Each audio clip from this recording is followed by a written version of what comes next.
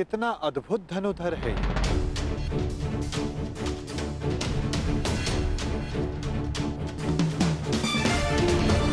वासुदेव, आप प्रणिपात। ये मेरा सौभाग्य है कि मैं आपसे टकराया।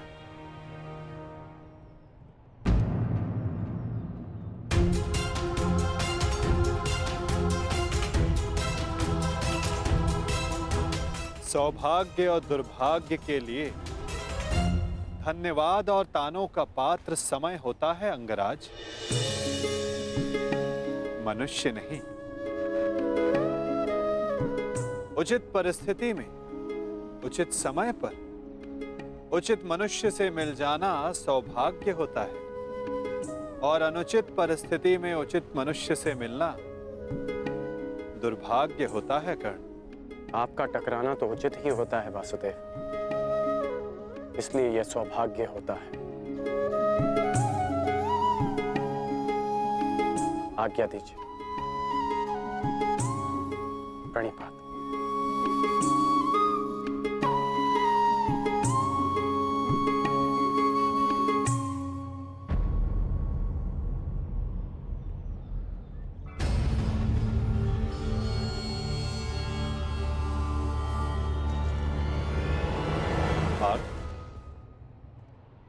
इसके शब्दों की भांति इसके बाण भी कितने अमोघ हैं ना। शब्दों का तो ज्ञात नहीं, परंतु लक्ष्य भेद करने के लिए मेरे बाण कर्ण से अधिक शक्तिशाली और तीव्र हैं माधव। और ये बात आप भली भांति जानते हैं। आज किसी के शब्दों में धार दिखाई दे रही है पार्थ।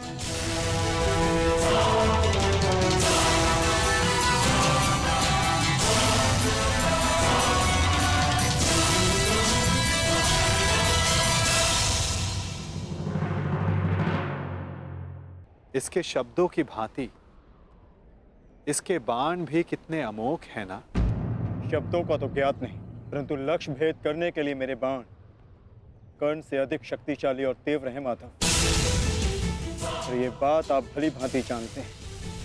आज किसी के शब्दों में धार दिखाई दे रही है पार्थ।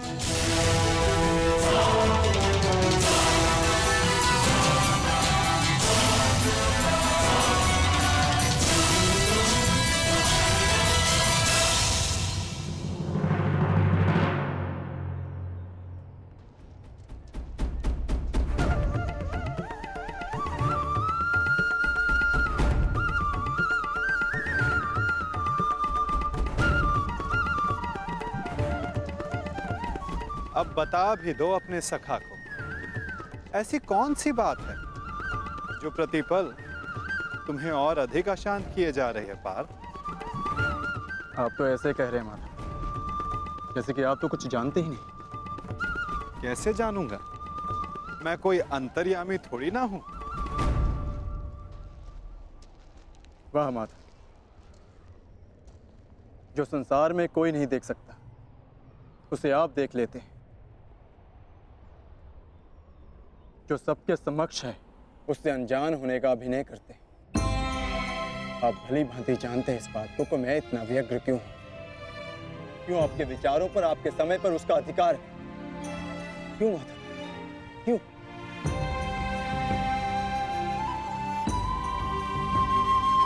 प्रशंसा उसकी की जाती है पार्थ जो प्रशंसा के योग्य होता है। महत्व उसे दिया जाता है जो महान होता है। और समय उसे दिया जाता है जो स्वयं समय को परिवर्तित करने की शक्ति रखता हो। और मैं क्या, कर्ण की कुशलता और लगन को देखकर उस पर कोई भी मोहित हो सकता है। ऐसा कोई नहीं जो कर्ण की कुशलता को अनदेखा कर सके। केवल उनके जो उसके प्रति ईर्ष्या रखते हैं। बस बस माधव, रुक जाइए।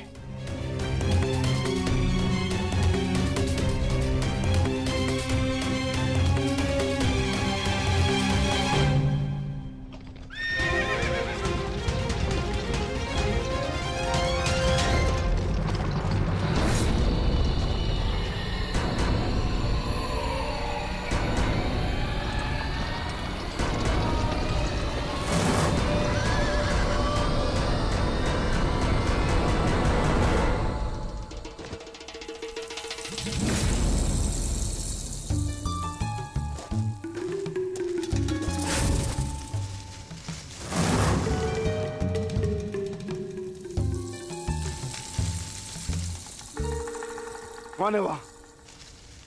कौन है जो मेरा पीछा कर रहा है? यदि साहस है तो सामने आ। आपको लगता है कि मुझे कर्ण से ईर्ष्या है, परंतु मुझे कर्ण से ईर्ष्या क्यों होगी माता? मैं भी मानता हूँ कि वो एक महान धनुर्धारी है और इस बात का मैं सम्मान भी करता हूँ, इसलिए उसके साथ अपना अधूरा धन पूर्ण करना चाहता हूँ। परंतु माता, आप कैसे भूल सकते हैं, वो अर्जुन ही था जिसने विराट युद्ध में कर्ण को पराजित किया था। वो अर्जुन ही था जिसने कर्ण के रहते हुए पांचाली के स्वयंवर को विजित किया था। मैं स्वीकार करता हूं कि कर्ण एक महान योद्धा है, धनुर्धारी, परंतु मुझे आज तक उसने कोई अद्भुत बात नहीं दिखी। परंतु आज एक विचित्र बात का भान अवश्य हुआ है कि आपके हृदय में अर्जुन से अधिक कर्ण बसता है।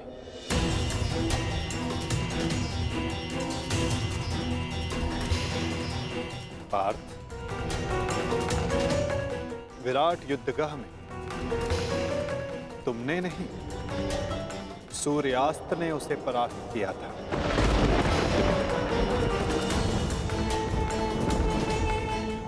पांचाली के स्वयंवर एक सूत के प्रति क्षत्रियों के दीर्घाह ने जीता।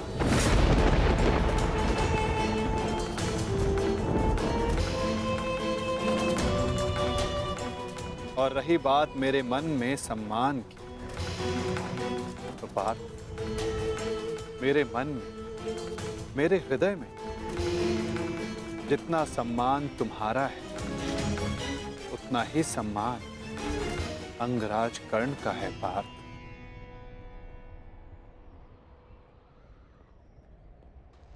जलधारा की शक्ति का अनुमान उसकी सतह को देखकर नहीं लगाया जा सकता। पार्थ, जलधारा की शक्ति उसके भीतर छिपे उथल तरंगों में होता है। पार्थ, जिसका अनुमान समय आने पर सबको हो जाता है। सत्य सदैव वो नहीं होता पार्थ जो सबको दिखाई देता है। सत्य वो भी होता है जो हमारी दृष्टि देख नहीं सकती।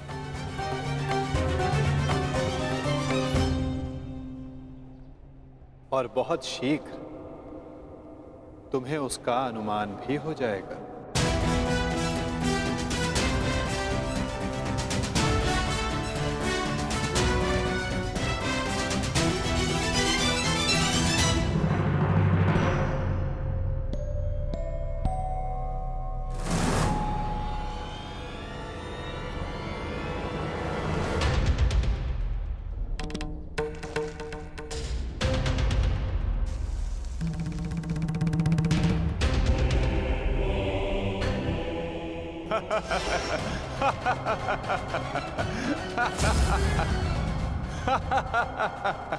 कौन हो तुम?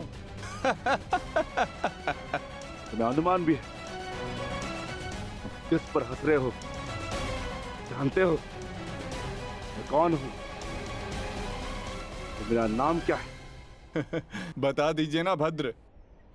आपका रूप देखकर तो भय लगता नहीं, कदाचित आपका नाम इतना भयंकर हो जिसे सुनकर मेरी हंसी चली जाए। तुम जानते हो मैं कौन हूं? यदि मैंने अपना परिचय दे दिया तो तुम श्वास भी नहीं ले पाओगे। और यदि मैंने आपके कर्मों का दंड दे दिया तो आप अपना नाम भी भूल जाएंगे भद्र।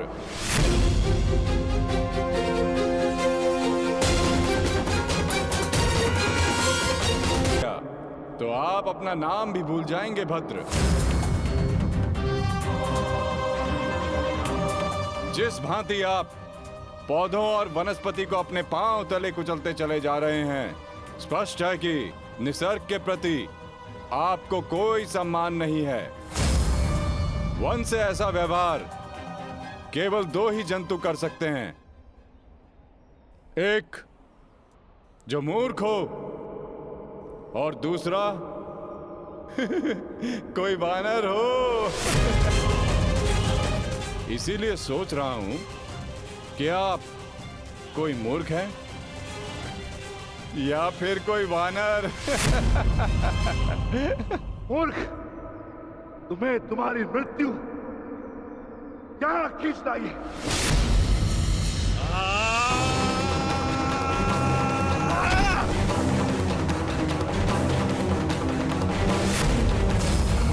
बड़ा चतुर बनता है। तुझे अभी मैं सिखाता हूं कि बड़ों के साथ कैसे व्यवहार करना चाहिए। कुछ भी सीखने के लिए मैं सदा प्रस्तुत हूं भद्र। आगे बढ़िए।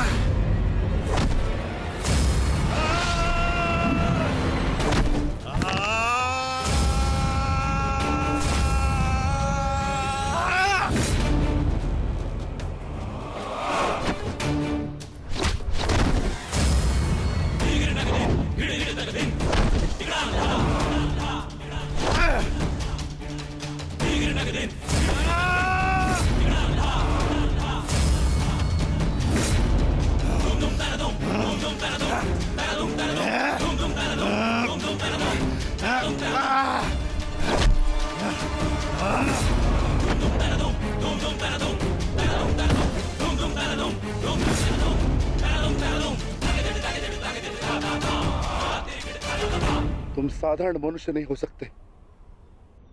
कौन हो? कौन हो तुम?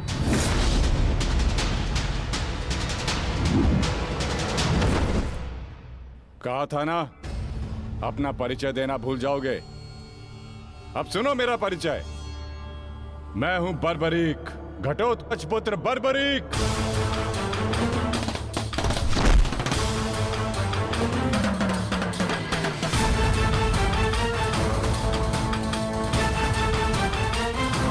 बालक, अपना परिचय देने से पूर्व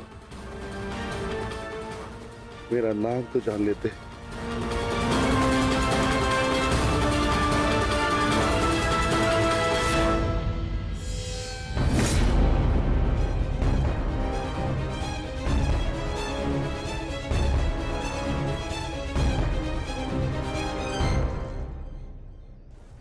क्षमा चाहता हूँ माता, परंतु एक बात जानना चाहता हूँ। ऐसा क्या है उस कर्ण में जो वो कर सकता है और वही सब उससे अधिक कुशलता से मैं कर सकता हूँ? अवश्य पार्थ, अवश्य तुम कर सकते हो, परंतु कर सकने में और कर लेने में बड़ा अंतर होता है पार्थ। अर्थात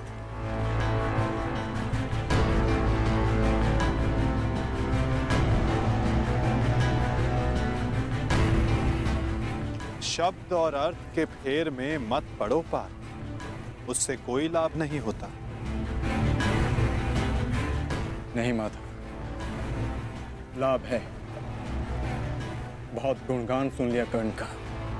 आज तक मैंने आपकी हर बात आंख मूंद कर मानी है, परंतु आज मुझे साक्ष्य चाहिए, प्रमाण चाहिए कि कर्ण श्रेष्ठ क्यों है। तुम्हें पूर्ण विश्वास है पार्थ कि तुम प्रमाण पाना चाहते हो? हाँ माता। ठीक है अर्जुन, मैं तुम्हें सिद्ध करके दिखाता हूं। कदाचित उसके पश्चात तुम्हें विश्वास हो जाए। यदि फिर भी विश्वास ना हुआ तो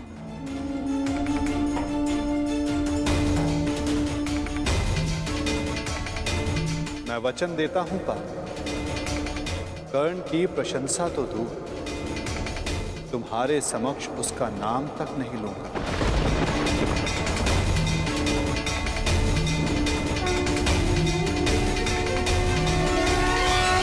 नियम तो केवल युद्ध का मार्गदर्शन करते हैं, अंत में कौन कितनी सीमा में रहता है और किसे सीमा तोड़ने का दंड मिलेगा, ये तो समय ही बताएगा। उचित है वासुद, परंतु मैंने जो कारण गिनवाए, क्या उसका उत्तर किसी के पास है? अर्जुन, भीम, युधिष्ठिर, किसी के पास उत्तर नहीं है। उत्तर मेरे पास है दुर्योधन। चाहिए कि कर्ण श्रेष्ठ क्यों है। मैं तुम्हें सिद्ध करके दिखाता हूं, कदाचित उसके पश्चात तुम्हें विश्वास हो जाए। यदि फिर भी विश्वास ना हुआ तो मैं वचन देता हूं पार्थ, कर्ण की प्रशंसा तो दूर, तुम्हारे समक्ष उसका नाम तक नहीं लूंगा। मैं परीक्षा के लिए तैयार हूं माता।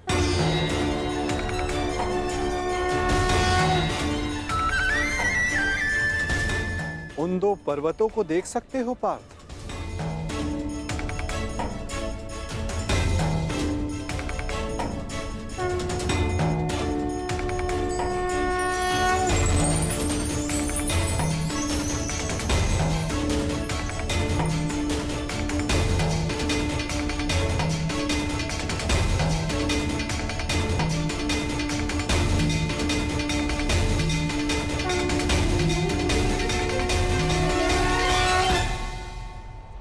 स्वर्ण पर्वत।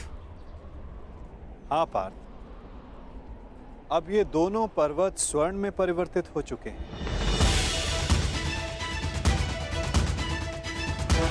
अति सुंदर। स्वर्ण वो वस्तु होती है पार्थ, जिसे हर कोई अर्जित करना चाहता है।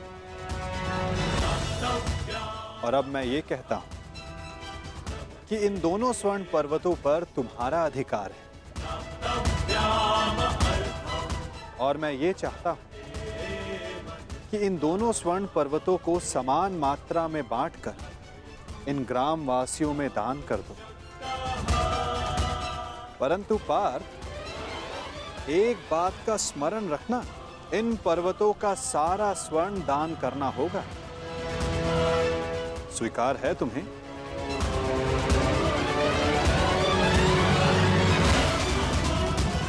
मुझे स्वीकार।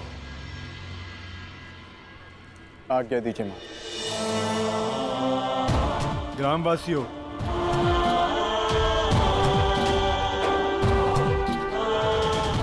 मैं पांडु पुत्र अर्जुन ये घोषणा करता हूं, ये दोनों स्वर्ण मेरु समान मात्रा में विभाजित करके आप सबको दान में दिए जाएंगे।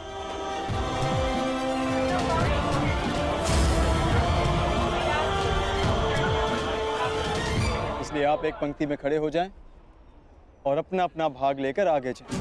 और विश्वास रखिए, सबको समान मात्रा में स्वर्ण मिलेगा। पांडु पुत्र अर्जुन के, पांडु पुत्र अर्जुन के, पांडु पुत्र अर्जुन के, पांडु पुत्र अर्जुन के।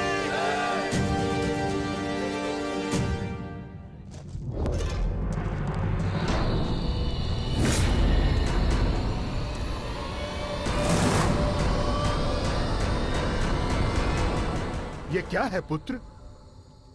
अब कौन सी समस्या उठा लाए अपने कंधे पर? हाँ बार्बरिक, कौन है ये? और इनकी ये दशा किसने की? चिंता ना करो माता, ये केवल मूर्छित ही हुए हैं। परंतु कैसे? बस ये मुझे चुनौती देने की भूल कर बैठे। मुख से तो ये मूर्ख नहीं लगते, पर कार्य मूर्खों वाला कर बैठे।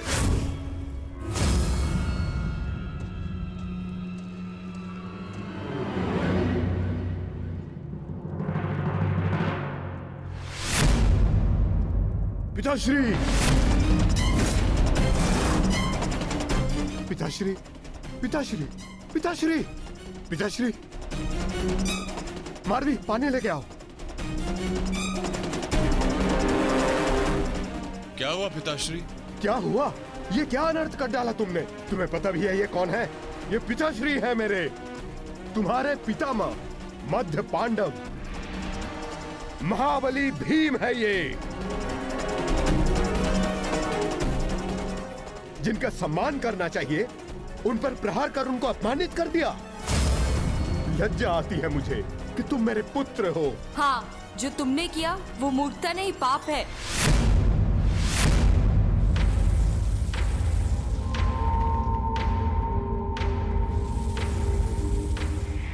रुको।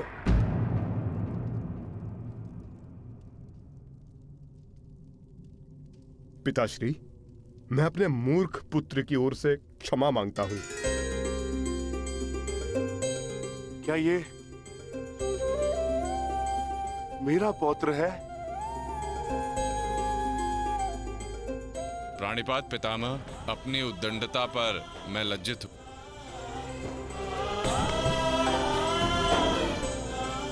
और मैं गर्वित हूं कि तुम मेरे पौत्र हो।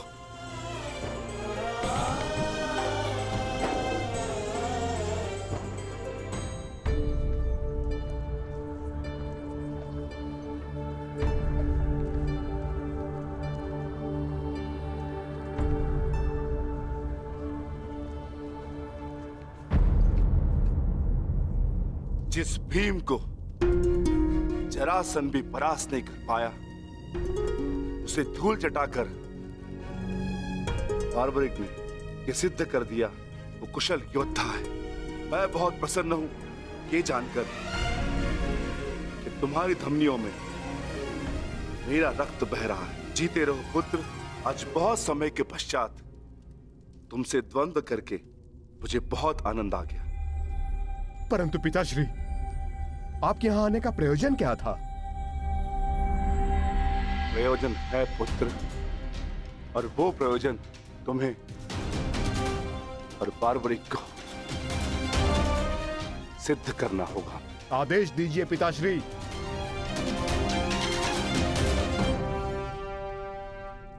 कौरवों और हमारे मध्य महायुद्ध आरंभ होने वाला है। तुम मेरे वंश के वीर हो। हमारे पक्ष को शक्तिशाली बनाने के लिए मुझे इस महायुद्ध में मेरे परिवार की आवश्यकता है। मुझे मेरे कुशल और बलवान पुत्र और पौत्र की आवश्यकता है। क्या तुम मेरा साथ दोगे? हम आपके आदेश के अनुपालन के लिए प्रस्तुत हैं पितामह। इस युद्ध में आपके लिए प्राण देना हमारे लिए गर्व की बात होगी। मेरा परिवार मेरे साथ है, तो इस महायुद्ध में हमारी विजय निश्चित है।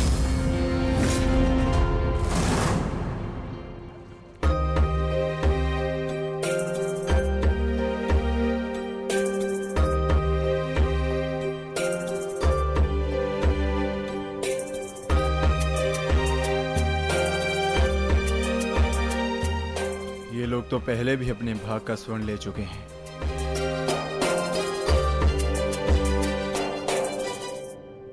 ये लीजिए माते।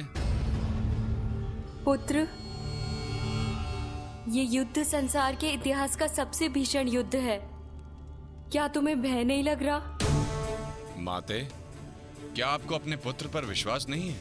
मैं एक योद्धा हूँ और मेरा जन्म एक दैत्य परिवार में हुआ है। युद्ध से भयभीत होना न एक योद्धा का धर्म है और न ही दैत्य का गुण।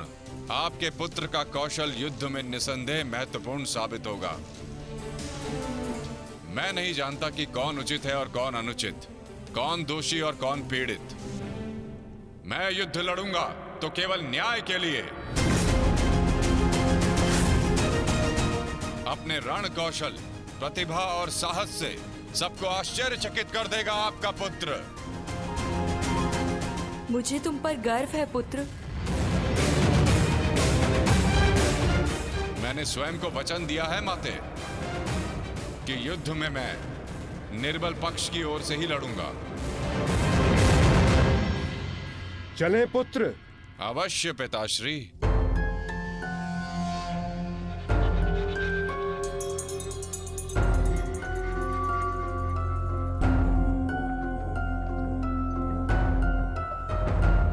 रुक जाइए, थोड़ा विश्राम करते हैं।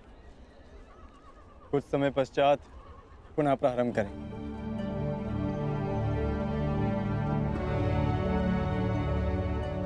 क्षमा चाहता हूँ माधव, परंतु मैं ये जानना चाहता हूँ कि आपकी ये परीक्षा कब समाप्त होगी। अभी तक तो मैं आधा पर्वत भी नहीं बांध पाया और थकान सा अनुभव कर रहा हूँ।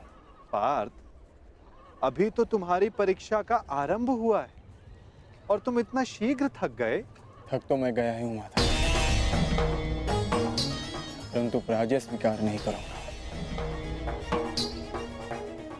क्षमा चाहता हूँ माधव, परंतु अभी तक मुझे आपकी इस परीक्षा में आपका उद्देश्य समझ नहीं आया। ठीक है पार्थ, मैं तुम्हें अपना उद्देश्य बताता हूं। इस कहानी का दूसरा कोण तुम्हारे समक्ष लाता हूं। अब तुम्हें स्वर्ण नहीं बांटना है, बस यहां खड़े रहकर जो कुछ भी घटित होगा उसका साक्षी बनना है।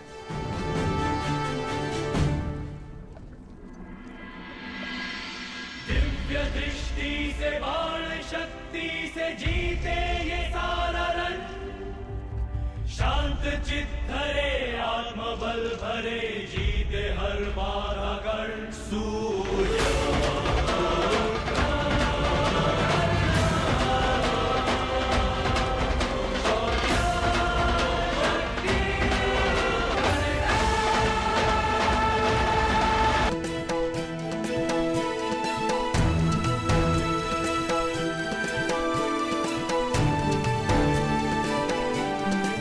प्रणिपात वासुदेव।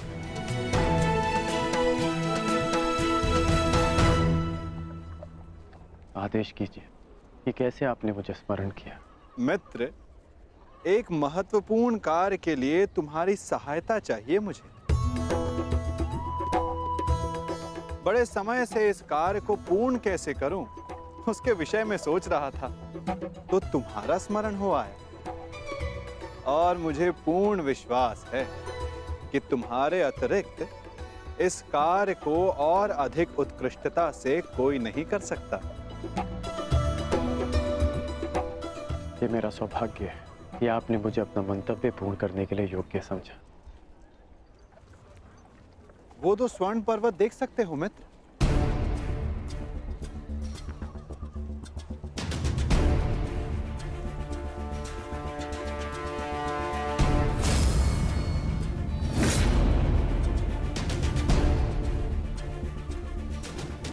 अब इन स्वर्ण पर्वतों पर तुम्हारा अधिकार है और मैं चाहता हूं कि इन स्वर्ण पर्वतों को तुम समान मात्रा में बांटकर इन ग्राम वासियों में दान कर दो। परंतु एक बात का स्मरण रखना मित्र, इन दोनों स्वर्ण पर्वतों का सारा स्वर्ण दान करना होगा। जो आदेश वासुदेव।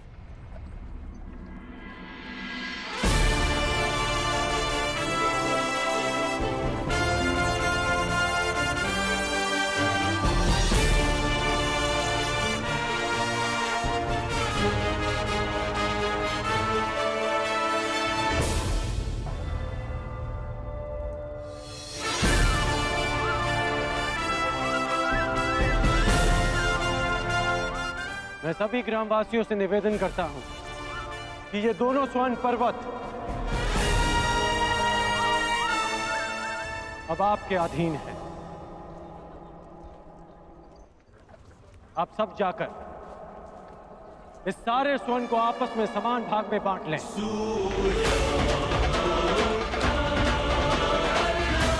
जाइए।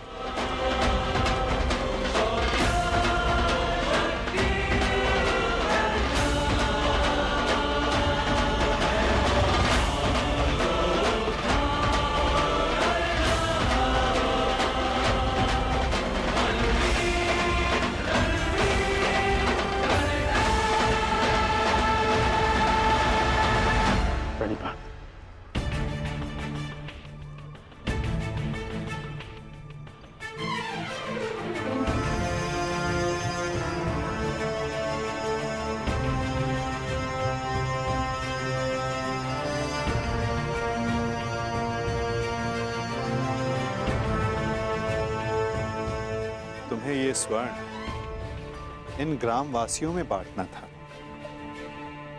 परंतु तुम भी इन ग्रामवासियों की भांति ही स्वर्ण के प्रति आकर्षित हुए। कदाचित तुम स्वर्ण को ऐश्वर्य और सम्मान प्राप्त करने की वस्तु समझते हो। तुमने अपने अनुमान से इस स्वर्ण को इन लोगों में दान किया, परंतु तुम्हें इसका ज्ञात नहीं था कि किसको कितनी आवश्यकता है। और कर्ण के मन में इस स्वर्ण को लेकर कोई आकर्षण, कोई लालच नहीं था पार्थ। और ये सब ग्रामवासियों में दान करके वो वापस लौट गया। पार्थ, जिस पर दान करने का उत्तरदायित्व हो, उसके मन में वस्तु के प्रति लोभ नहीं होना चाहिए।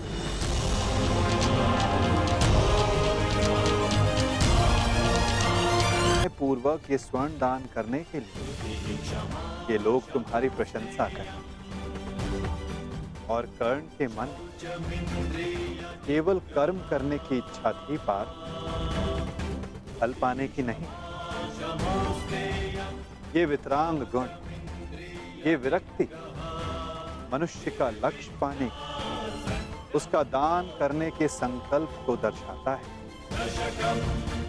एक समय था पार्थ कि तुम केवल चिड़िया की आंख को देखते थे, परंतु आज तुमने केवल चिड़िया की आंख को नहीं, पूरी चिड़िया को देखा।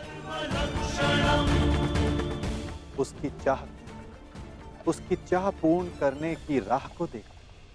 और यही अंतर है तुम में और कर्ण में पार्थ। वही अंतर जो एक सामान्य मनुष्य और विशेष मनुष्य में होता है। मैं आपका तात्पर्य समझ गया माता, और ये भी समझ गया कि आपके हृदय में कर्ण का स्थान मेरे स्थान से ऊपर क्यों है। नहीं पार्थ, ऐसा नहीं है। तुम भी मेरे लिए अत्यधिक प्रिय हो, परंतु जैसा कि मैंने पहले भी कहा, जितना प्रेम, जितना सम्मान मेरे हृदय में कर्ण के लिए, उतना ही प्रेम, उतना ही सम्मान तुम्हारे लिए भी मेरे हृदय में है पार्थ। परंतु कर्ण के प्रति मैं तुम्हारा दृष्टिकोण बदलना चाहता हूं। जिस प्रकार, जिस दृष्टि से मैं कर्ण को देखता हूं, उसी दृष्टि से तुम्हें भी दिखलाना चाहता हूं पार्थ। मैं तुम्हें केवल ये बताना चाहता था पार्थ कि क्यों कर्ण को दानवीर कर्ण के नाम से जाना जाता है। मैं समझ गया माता, आप धन्य हैं।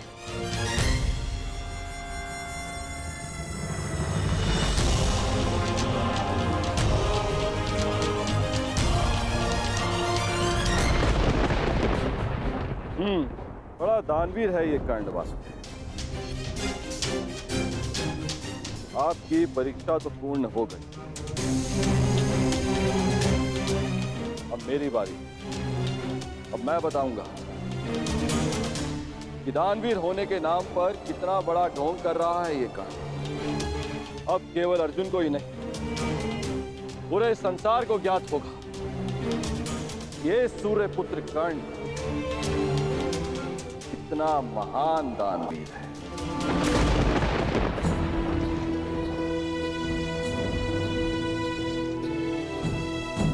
मित्र, तुम्हारी परीक्षा अभी पूर्ण नहीं हुई है। तुम्हारी इस दानवीरता की सबसे विकट परीक्षा अभी शेष है मित्र। और उस परीक्षा में सफल होने के लिए तुम्हें बहुत बड़ा मूल्य चुकाना होगा। तुम्हारी उस परीक्षा के समक्ष मेरी ये परीक्षा मानो बालकों का खेल सिद्ध होगी मित्र। सावधान रहना। आप जानते नहीं कि आज मैं कितना प्रसन्न हूं कि आपको मेरी चिंता है, कि मैं आपके मन में बसता हूं।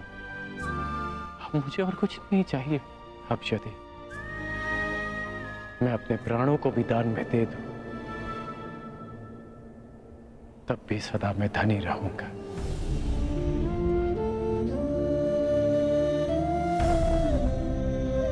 कड़ी बात वासुदेव।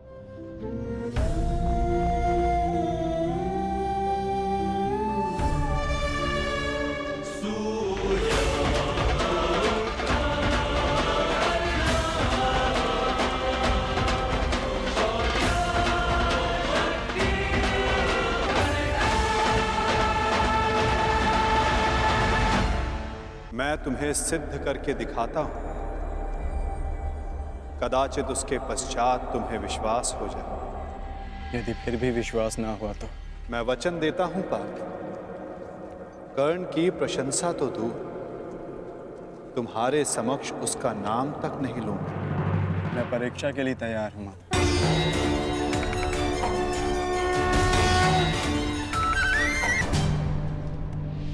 पार्थ, प्रतीत होता है कि तुम्हारे भ्राता विकोदर वापस लौट आए हैं। जाओ, जाकर अपने अग्रज का स्वागत करो। जाओ पार्थ। आप नहीं आएंगे माता? तुम जाओ पार्थ, मैं कुछ समय पश्चात आता हूं।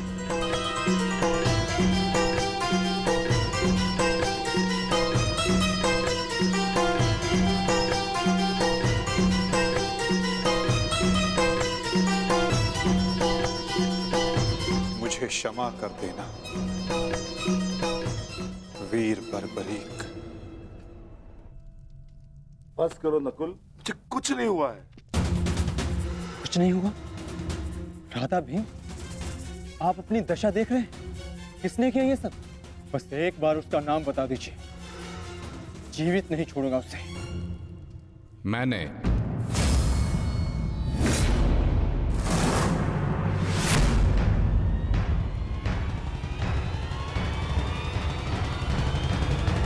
कौन हो तुम दुसाहसी? आपका पौत्र पितामह।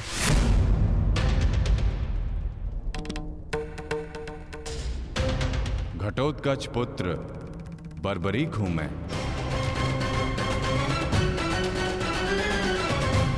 इसकी मार से जो चिन्ह मेरे शरीर पर पड़े हैं, इसका अर्थ तुम समझते हो अर्जुन?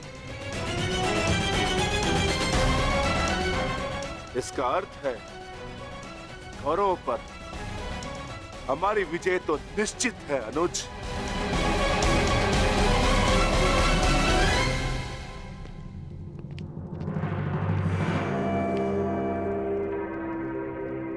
बार्बरिक बल और युद्ध कौशल दोनों में सर्वश्रेष्ठ है। इस महायुद्ध में इसका सामना कोई नहीं कर पाएगा और मुझे विश्वास है कि बार्बरिक अकेला ही इस महायुद्ध को समाप्त करने में सक्षम है। तो ये तो बहुत प्रसन्नता की बात हुई।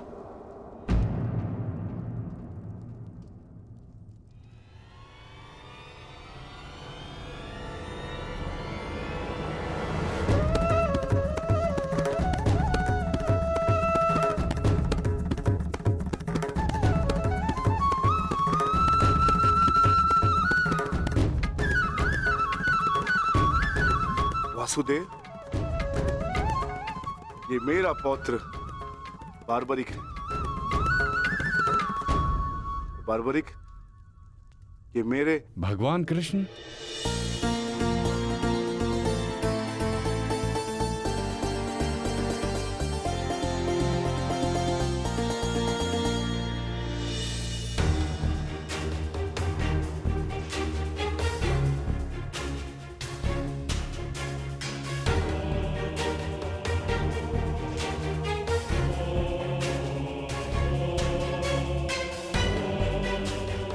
बचपन से आपकी कथाएं सुनकर ही बड़ा हुआ हूं प्रभु।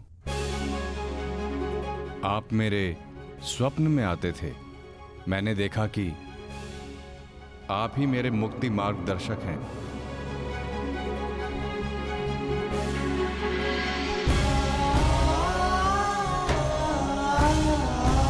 आप ही मुझे मेरे परम लक्ष्य तक पहुंचाएंगे ना प्रभु?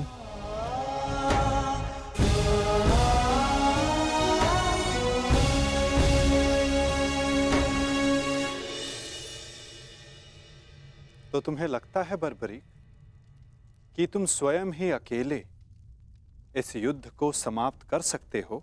आप आदेश दें तो। और ऐसा करने के लिए तुम्हें कितना समय चाहिए बर्बरी? आप सब बताएं कि आपके अनुमान से कितना समय लगना चाहिए? जो भीम ने बताया उसके अनुसार 1 माह। 1 पखवाड़े में भी हो सकता है। 2 दिन। नहीं, केवल 1 दिन।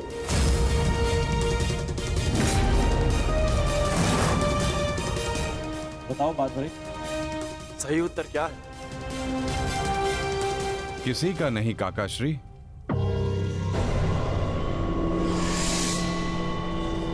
तो बताओ बर्बरी, कितना समय लगेगा तुम्हें?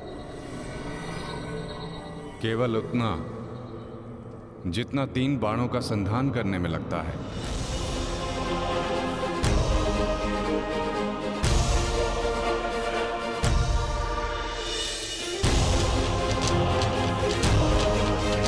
इन 3 बाणों की सहायता से मैं इस युद्ध को 3 पल में समाप्त कर सकता हूं।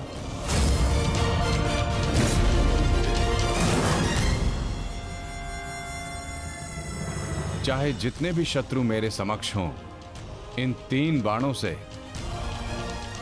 मैं सभी का नाश कर सकता हूं।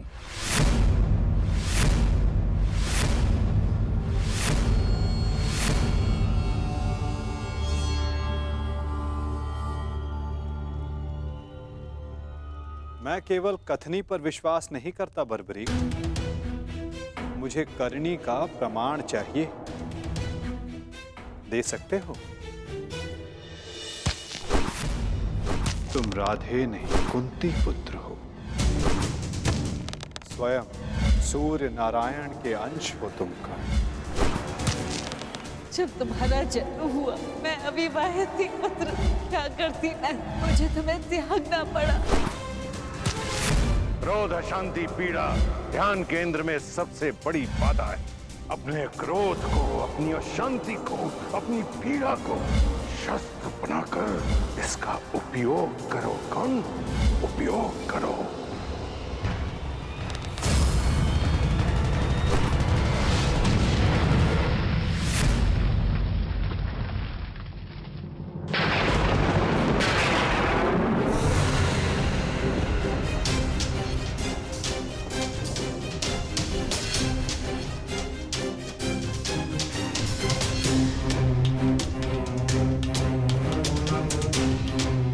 मैं इंद्र हूं, देवराज इंद्र।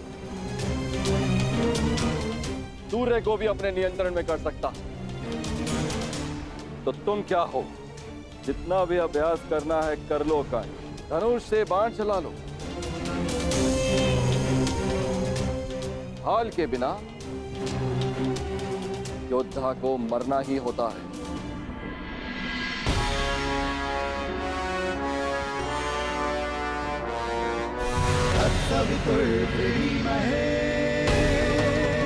ये आपकी भूल है इंद्रदेव।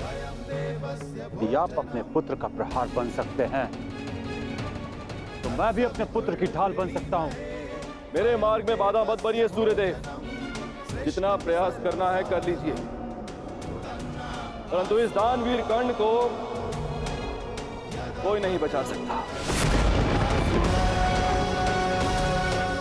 करना क्या चाहते हैं इंद्रदेव? वही जो मैं सदा से करता आया,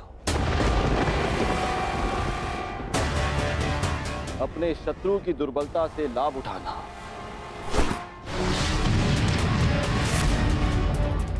मैंने सुना है कि सूर्य उदय के समय यदि कर्ण से कोई दान मांगे तो वो अस्वीकार नहीं करता, मांगने वाले को निराश नहीं करता। दान अवश्य देता है।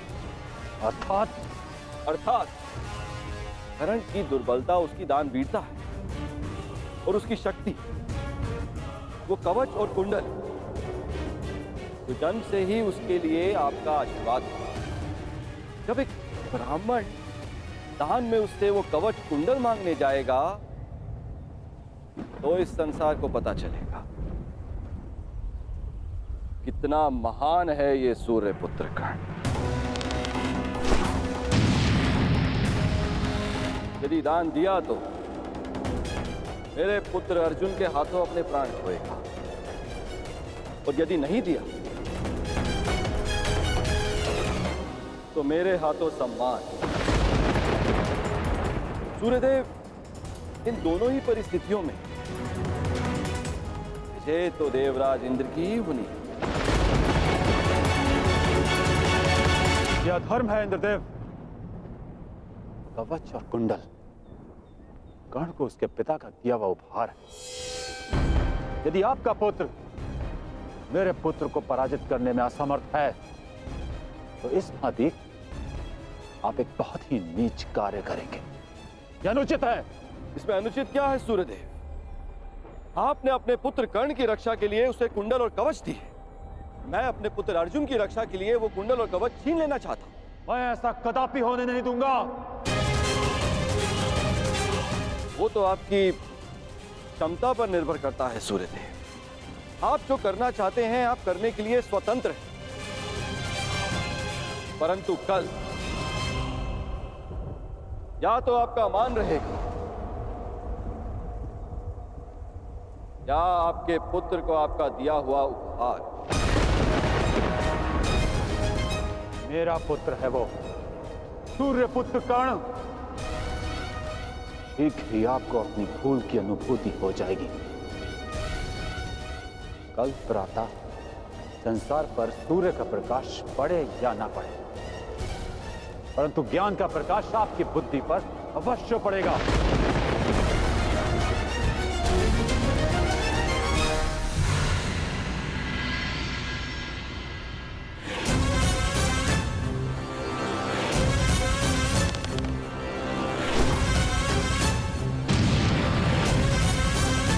किसी कर्ण ने कहा था ये युद्ध एक यज्ञ है, और यज्ञ को सफल बनाने के लिए त्याग और दान करना होता है। सूर्यदेव, तुम्हारे इस पुत्र कर्ण को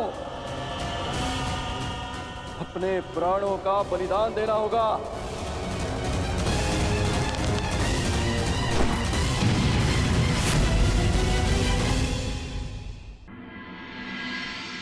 मुझे ये बाण मेरी आराध्य देवी ने दिए हैं प्रभु।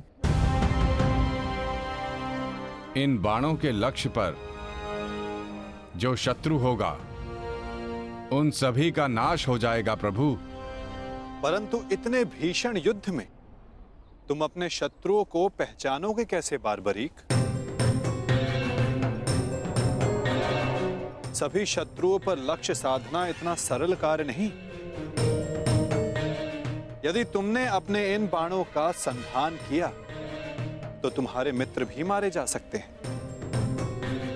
और वो निरपराध भी जो इस युद्ध में भाग नहीं ले रहे। इसलिए मुझे ये 3 बाण दिए गए हैं प्रभु। मेरे पहले बाण में भरी लाल भस्म मेरे सभी मित्रों और सहयोगियों को चिन्हित करेगी। मेरा दूसरा बाण उन सभी को चिन्हित करेगा जो इस युद्ध में भाग नहीं ले रहे या निष्पक्ष हैं।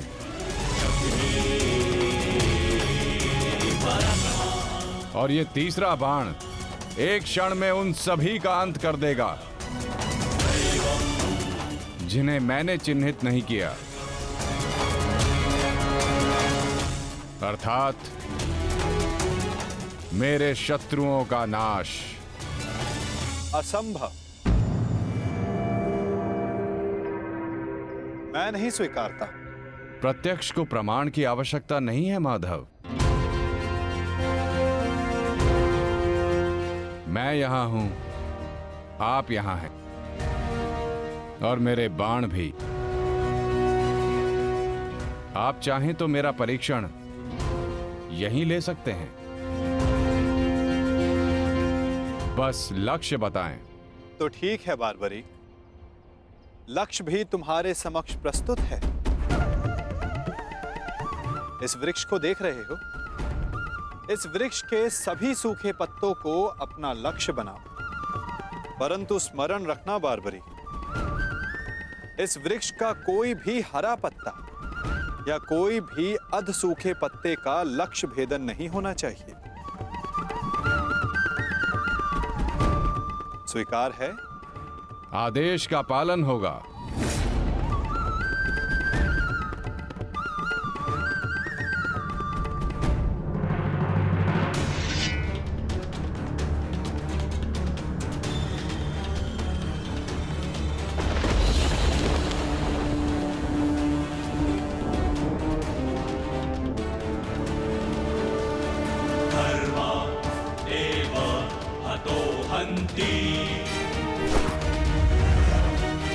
धर्मो रक्षति रक्षितः। तस्मात् धर्मो न हन्यो। मानो धर्मो हतो वधि। धर्म एव हतो हन्ति। धर्मो रक्षति रक्षितः।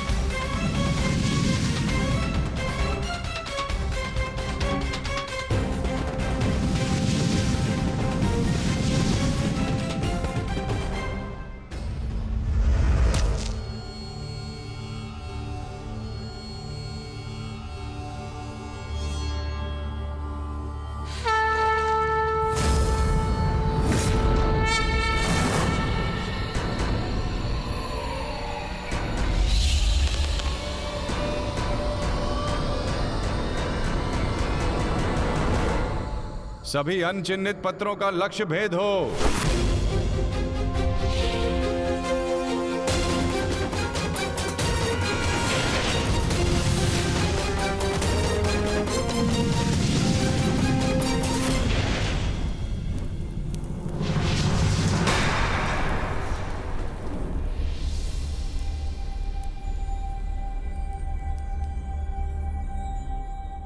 प्रतीत होता है कि कोई सूखा पत्ता शेष रह गया है बारबरीक। तुम असफल हुए। न मैं असफल हुआ हूं और ना मेरा तीर कोई लक्ष्य छोड़ेगा।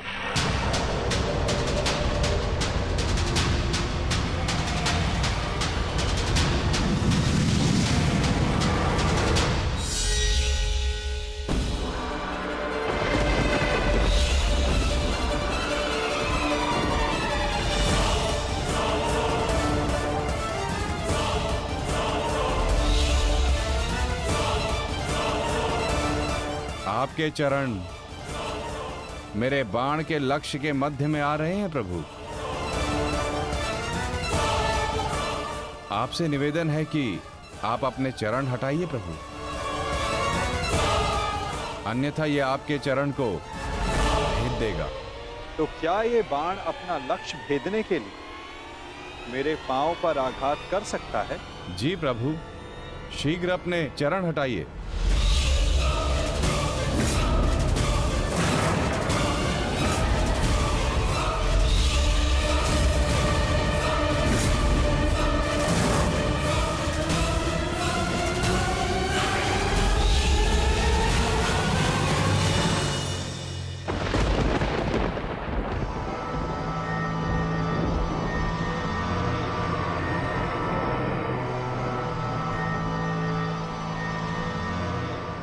क्या किया वासुदेव? मेरा वरदान था कि ये बाण कभी लक्ष्य चूकेंगे नहीं। मैं वासुदेव आपके वरदान का मान अवश्य रखूंगा।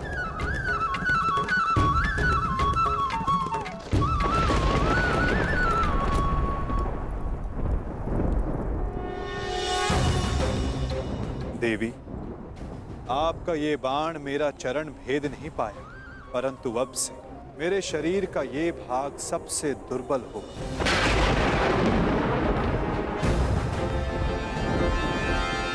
और अब कोई भी बाण मेरे इस स्मरण स्थल को भेद पाएगा। ये मेरा वचन है देवी, और यही मेरे इस देह को त्यागने का कारण बनेगा।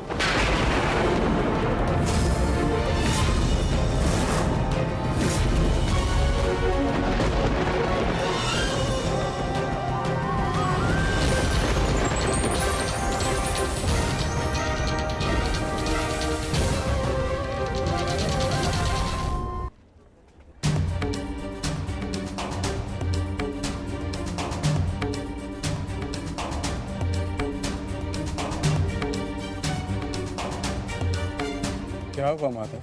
कुछ हुआ नहीं पार्थ,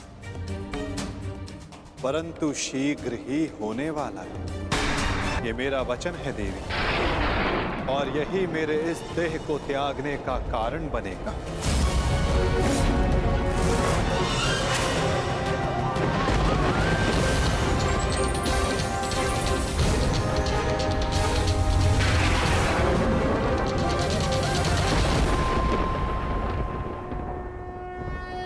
परंतु क्यों माधव? आपने उस पत्ते पर पांव क्यों रखा? ऐसी क्या आवश्यकता थी आपको? मैंने जो किया उसकी आवश्यकता थी पार्थ, और अब जो मैं करने जा रहा हूं उसकी भी आवश्यकता है। परंतु मैं ऐसा करना नहीं चाहता था पार्थ। ये सत्य है कि बार्बरीक के ये 3 बाण अमोघ हैं। ये हमारे लिए शुभ समाचार है ना माधव? हाँ, परंतु धर्म के लिए ये सबसे अशुभ समाचार है विकोदर।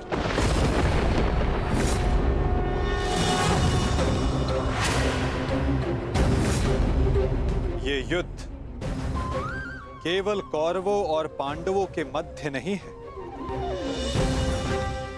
ये युद्ध धर्म और अधर्म के मध्य है। ये युद्ध पाप और प्रतिज्ञा के मध्य है। ये युद्ध श्राप और श्रापितों के मध्य है। और अब ये 3 बाण और इन बाणों का धारक बार्बरीक हमारे लिए सबसे बड़ी समस्या बन चुका है।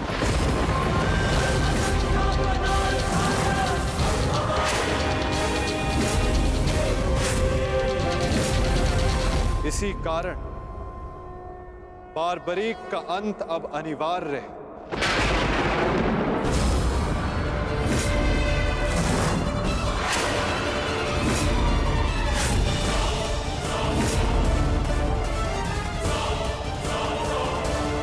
इसका वध